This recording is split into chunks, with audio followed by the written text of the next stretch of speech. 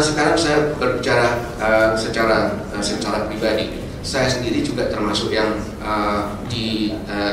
ditentang. Bayangkan kalau ada yang menuduh bahwa saya itu PKI.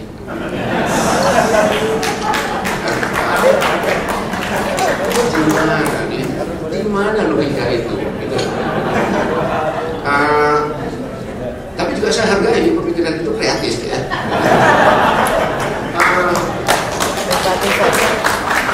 Ayah saya dibunuh oleh siapapun itu pada tanggal 1 Oktober jam 4 pagi di Lubang Buaya. Satu, saya tidak mempersoalkan apakah matanya dicungkil atau apa yang lagi yang dicungkil, tidak saya persoalkan. Ini politik masalahnya. Memang pernah ada yang bertanya kepada saya, Gus, ya kan saya anak Betawi ya, kok lu bisa sih maafin pembunuh-pembunuh Babelo gitu kan? Nah, saya jadi berpikir, apakah betul? Saya tanya hati nurani saya, rasanya saya tidak bisa. Tetapi apa yang bisa saya lakukan? Saya mengikhlaskan bahwa itu sudah terjadi. Bahwa saya tidak bisa untuk menghidupkan ayah saya kembali. Apakah dikira saya tidak ingin tahu siapa yang membunuh ayah saya? Saya ingin tahu. Gitu. Tetapi apakah itu berarti bahwa saya berkutat kepada beban masa lalu itu? Tidak. Negara ini harus berjalan terus. Waktu berjalan terus. Dan generasi-generasi penerus bangsa akan lahir terus. Ingatan kolektif, kenapa orang takut kepada PKI? Ingatan kolektif PKI merupakan organ lembaga yang hadir sejak tahun 28. Ingatan kolektif 28 PKI berontak terhadap pemerintah kolonial Belanda. Itu patriotik, itu bukan urusan kita, itu urusan pemerintah Belanda. Di sini saya tidak mencari rekonsiliasi antar individu. Bukan rekonsiliasi antara saya dengan Ilham Aidit, bukan. Agar mereka yang duduk dengan memegang kekuasaan tidak menyalahgunakan kekuasaan dengan sewenang-wenang. Yang kedua, dan ini adalah yang menjadi concern saya, adalah bahwa bangsa ini tidak akan pernah bisa menunjukkan sebagai bangsa yang beradab.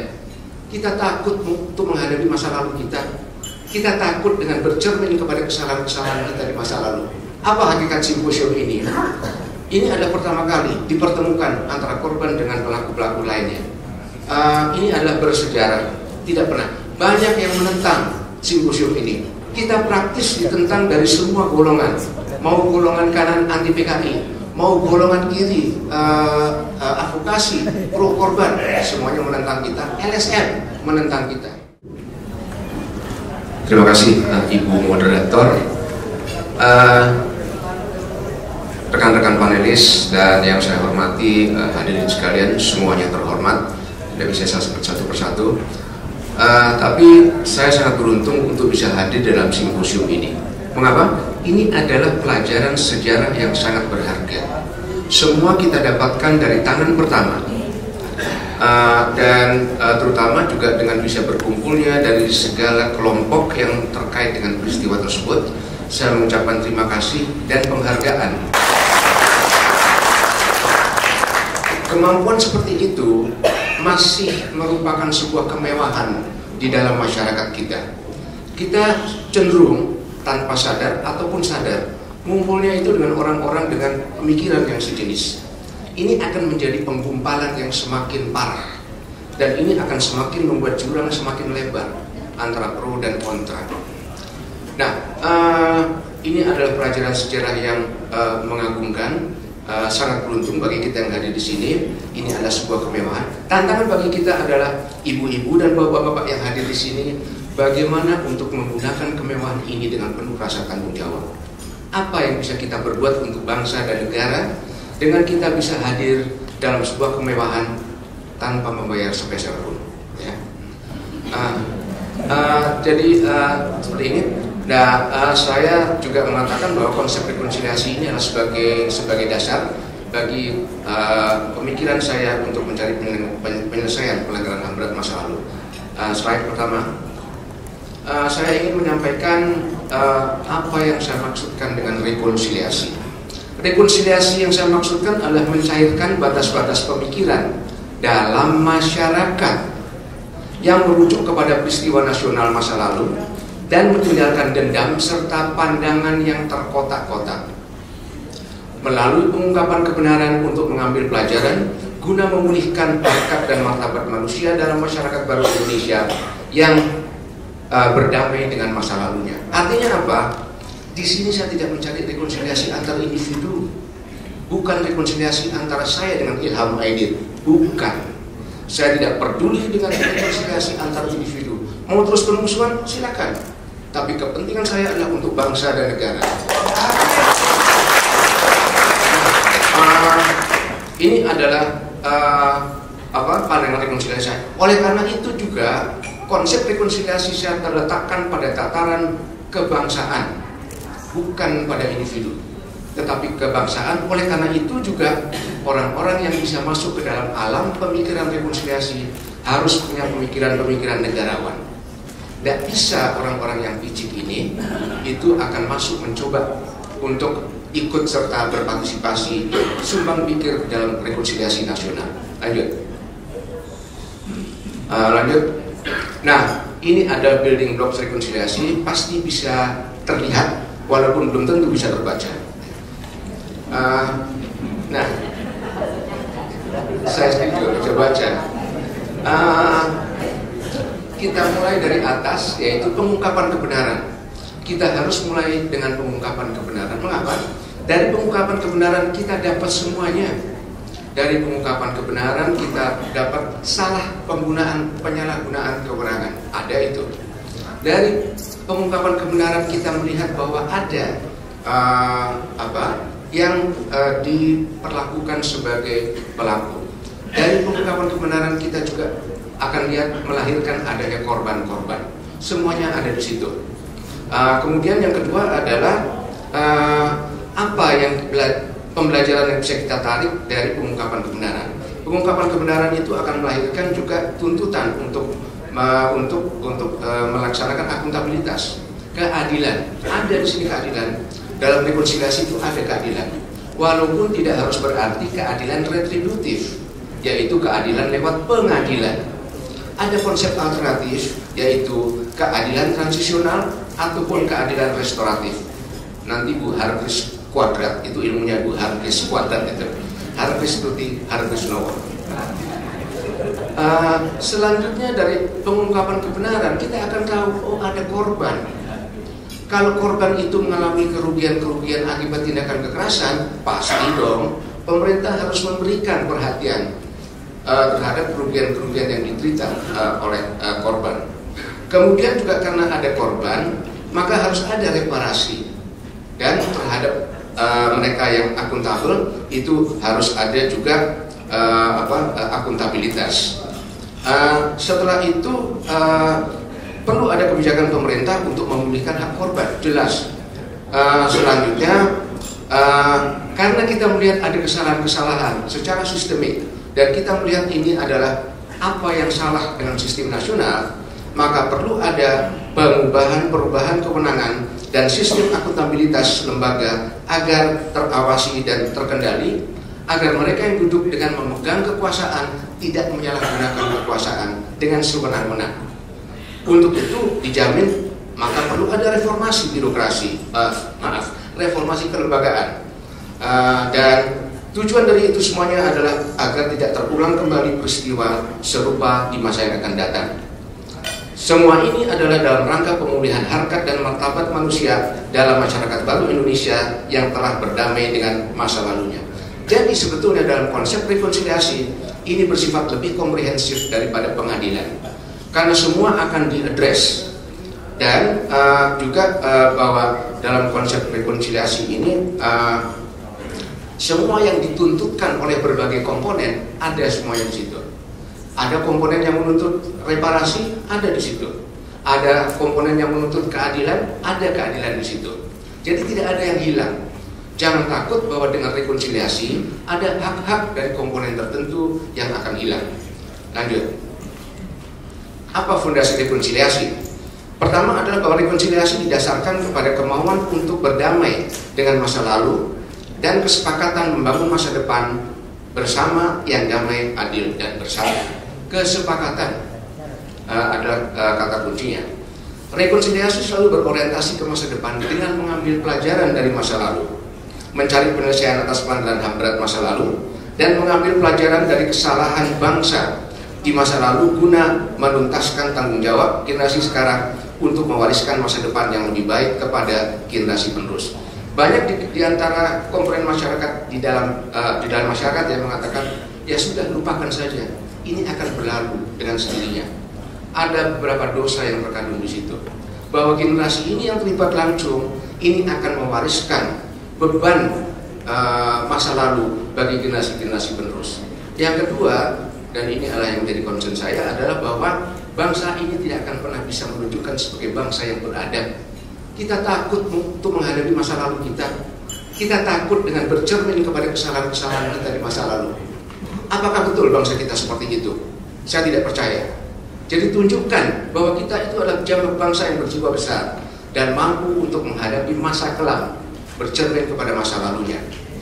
Selanjutnya adalah rekonsiliasi tidak bisa dibangun atas dasar pendekatan hitam putih atau silu sangke. Harus ada kesepakatan. Perlu kesediaan berkorban masing-masing pihak untuk menggantikan mitos-mitos lama dengan nilai-nilai baru. Mitos korban, tinggalkan itu. Kemudian juga mitos di masa lalu bahwa negara bisa berbuat tanpa batas terhadap warga negara yang melanggar hukum. Itu juga harus ditinggalkan. Gitu. Kemudian tujuan rekonsiliasi adalah membangun masyarakat baru melalui pemulihan harkat dan martabat manusia. Ini lanjut. Ini adalah alur pikir rekonsiliasi, bisa dilihat situ.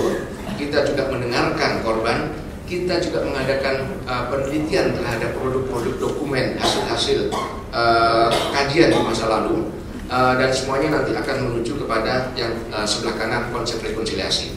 Semua ini yang besar di dalam simposium ini harus kita press dalam waktu 2 hari dengan 2 hari pengkajian. Tetapi esensinya adalah kita melaksanakan alur pikir rekonsiliasi tersebut. Itu adalah bicara saya dari ilmu. Sekarang saya akan bicara dari hati dan oleh hati. Rekonsiliasi itu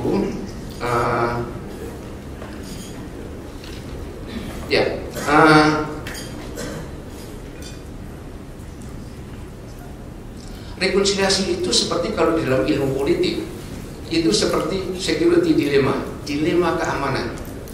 Kita bayangkan Uni Soviet dengan Amerika ingin membongkar senjata nuklir. Sepakat mereka dalam perundingan. Persoalannya pelaksanaan. Yang duluan membongkar siapa? Tunggu dulu. Kalau saya membongkar saya punya, dia menyerang, saya tidak bisa membalas. Jadi siapa duluan ini? Jadi ada kebutuhan untuk trust building. Ada kebutuhan untuk membangun rasa saling percaya. Dan untuk rekonsiliasi, saya berpikir-pikir merenung. Kemarin disebutkan rekonsiliasi model asing, rekonsiliasi model sendiri. Apa sih model sendiri itu? Saya merenung tadi malam. Sebenarnya tadi pagi, karena tadi malam saya tidak mampu merenung karena sudah ngantuk sekali itu ya. Tapi tadi pagi saya merenung, apa sih ilmu rekonsiliasi? Ada yang paling berat. Rekonsiliasi harus mulai dari diri sendiri. Bagi mereka yang belum berdamai dengan diri sendiri, jangan coba-coba masuk rekonsiliasi. Kalian hanya akan merusak rekonsiliasi nasional. Jadi pertama-tama adalah berdamailah dengan diri sendiri. Sudahkah Anda secara individu bisa berdamai dengan diri sendiri? Kalau sudah, itu adalah sumbangan Anda. Kalau tidak, nggak bisa. Dan ini adalah khasnya rekonsiliasi. Kalau kita masih berkutat untuk menuntut keadilan, menuntut reparasi dan lain-lain, tanpa sadar kita terpeleset masuk ke dalam pembuktian. Kita terpeleset masuk ke dalam penyelesaian pro justisia, penyelesaian pengadilan. Kita bicara tentang rekonsiliasi, tetapi instrumen kita adalah instrumen pengadilan. Nggak ketemu itu. Jadi oleh karena itu juga ini adalah kalau bisa saya katakan bahwa apa hakikat simposium ini? Ini adalah pertama kali dipertemukan antara korban dengan pelaku-pelaku lainnya. Ini adalah bersejarah, tidak pernah. Banyak yang menentang simposium ini. Sampai dengan hari ini kita lihat panser-panser itu bukan untuk dipamerkan untuk korban, bukan ya. Tapi itu adalah untuk menjaga demonstran. Kita praktis ditentang dari semua golongan, mau golongan kanan anti PKI, mau golongan kiri, advokasi, pro korban, semuanya menentang kita. LSM menentang kita. Saya jadi heran, siapa yang mendukung kita? Tidak ada. Ini adalah sebuah eksperimen. Eksperimen apa? Eksperimen pembelajaran untuk publik, agar berani untuk mendengarkan satu sama lain, agar berani bahwa bisa lebih dari satu keyakinan kebenaran, walaupun juga kebenaran itu tidak pernah mendua. Ini tantangan bagi kita. Bagaimana kebenaran yang tadinya 2, 3, 4 itu bisa menyatu. Karena juga, dan ini adalah motto Lemhanas, kebenaran itu tidak pernah mendua. Gitu ya.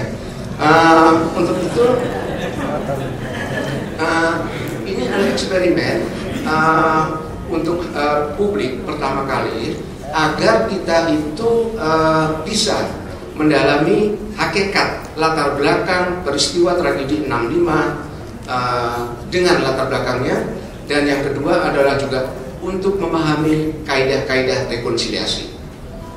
Kita enggan untuk masuk rekonsiliasi karena dengan penafsiran masing-masing seolah-olah bahwa rekonsiliasi akan mengambil hak-hak dan kebanggaan dari komponen tersebut.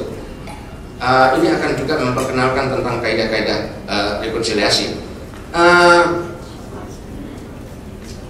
Sekarang saya berbicara secara pribadi. Saya sendiri juga termasuk yang ditentang. Bayangkan kalau ada yang menuduh bahwa saya itu PKI.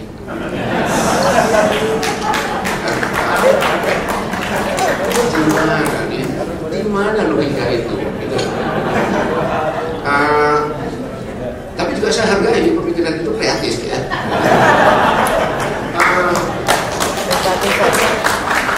Ayah saya dibunuh oleh siapapun itu pada tanggal 1 Oktober jam 4 pagi di Lubang Buaya.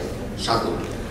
Saya tidak mempersoalkan apakah matanya dicungkil atau apanya lagi yang dicungkil, tidak saya persoalkan. Ini politik masalahnya, dan politik semua itu bisa berbuat apapun.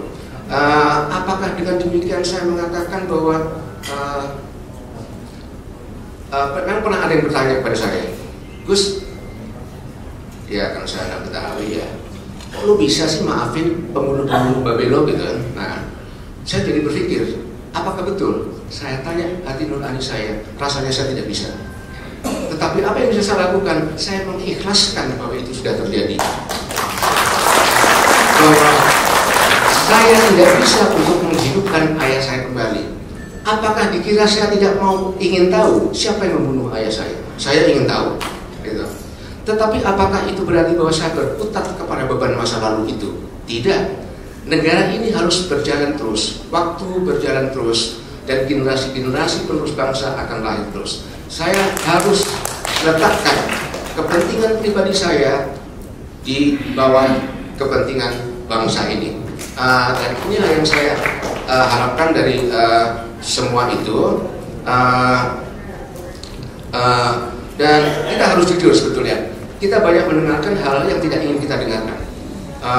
Para psikolog akan keluar dengan istilah collective memory. Ya. Saya juga nggak tahu apa artinya tuh collective memory ya.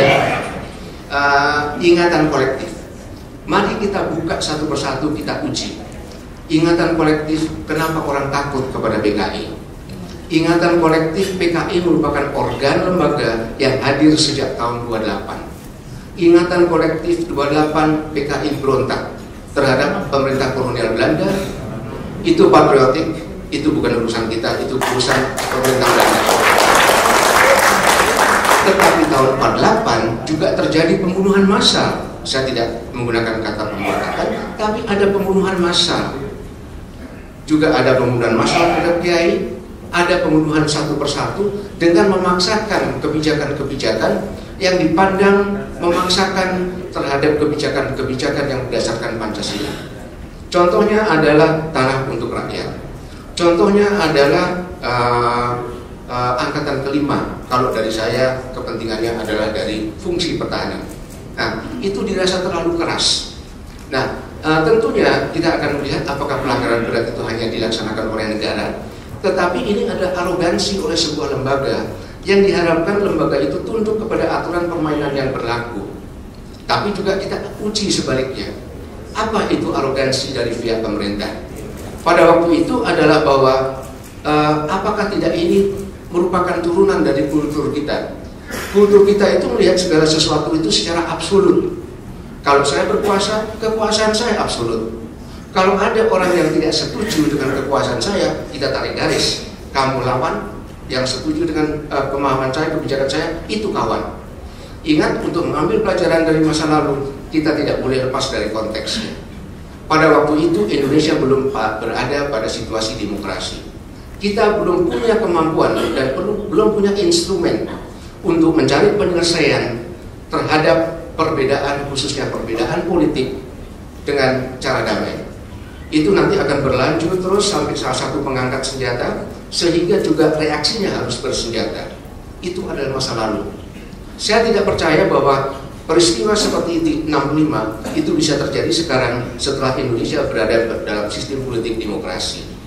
Nah, ini adalah collective memory. Tadi diceritakan oleh sesi sebelumnya, setiap orang, setiap kelompok itu mempunyai collective memory yang berbeda-beda. Gitu. Nah, ini harus kita terima. Gitu. Kemudian juga untuk ini semua membuat ini adalah seandainya PKI menang, apa yang akan terjadi? Gitu. Ini ada dalam bayang-bayang benak orang, itu ada. Ini kenyataan. Mari kita terima kenyataan ini. Oleh karena itu juga kita harus terbuka untuk melihat kenyataan-kenyataan orang lain. Nah, jadi itu saja. Tapi tantangan di sini untuk rekonsiliasi bukan dengan tantangan regulasi, bukan dengan tantangan pembuktian. Kita untuk masuk ke melepas masa lalu itu bisa karena dua hal. Kita punya comfort zone, zona nyaman. Rekonsiliasi. How do we let go of the past? Putuskan hubungan kita dengan masa lalu, bukan untuk mengorbankan, bukan untuk saya melegitimasi tindakan pembunuh ayah saya, tetapi juga saya ingin bahwa dalam sebuah peristiwa tindakan kekerasan, maka setiap pihak yang terlibat di dalam tindakan kekerasan tersebut sampai tingkat tertentu mempunyai tanggung jawab atas terjadinya tindakan kekerasan tersebut. Selamat menggunakan kemewahan ini untuk kepentingan bangsa. Terima kasih.